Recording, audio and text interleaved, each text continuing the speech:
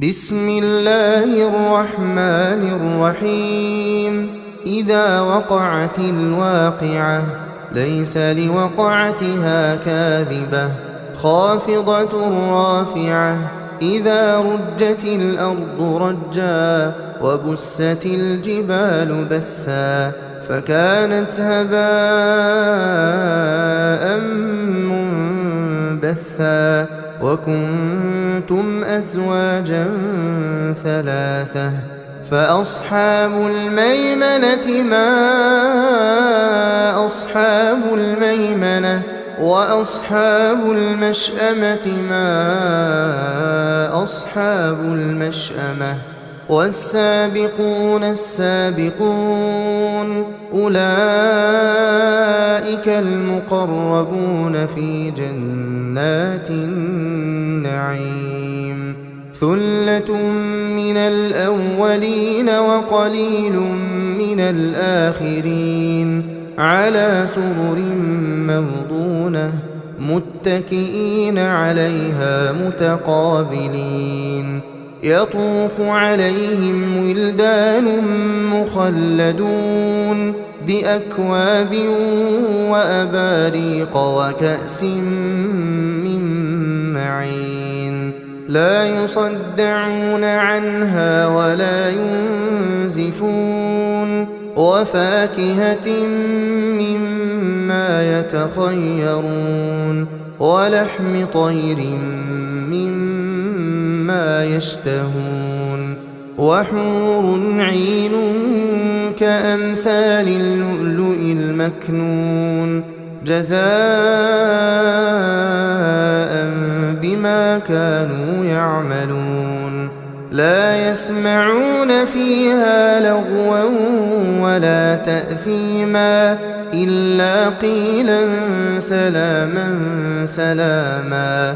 وأصحاب اليمين ما أصحاب اليمين في سدر مخضود وطلح منضود وظل ممدود وماء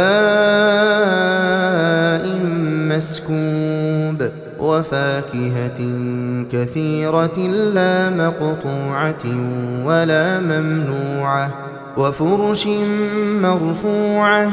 إنا أنشأناهن إنشاء فجعلناهن أبكارا عربا أترابا.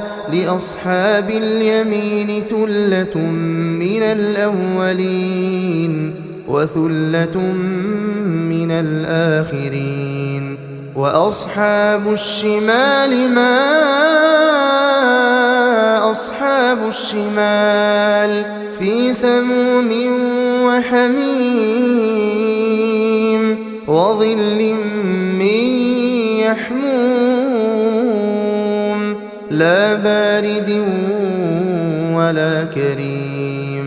إنهم كانوا قبل ذلك مترفين وكانوا يصرون على الحنث العظيم وكانوا يقولون أئذا متنا وكنا ترابا وعظاما أئنا لمبعوثون أو آباؤنا الأولون. قل إن الأولين والآخرين لمجموعون إلى ميقات يوم معلوم. ثم إنكم أيها الضالون المكذبون لآكلون من شجر من زقوم فمالئون منها البطون فشاربون عليه من الحميم فشاربون شرب الهيم. هذا نزلهم يوم الدين نحن خلقناكم فلولا تصدقون. أفرأيتم ما تمنون أأنتم تخلقونه أم نحن الخالقون نحن قدرنا بينكم الموت وما نحن بمسبوقين على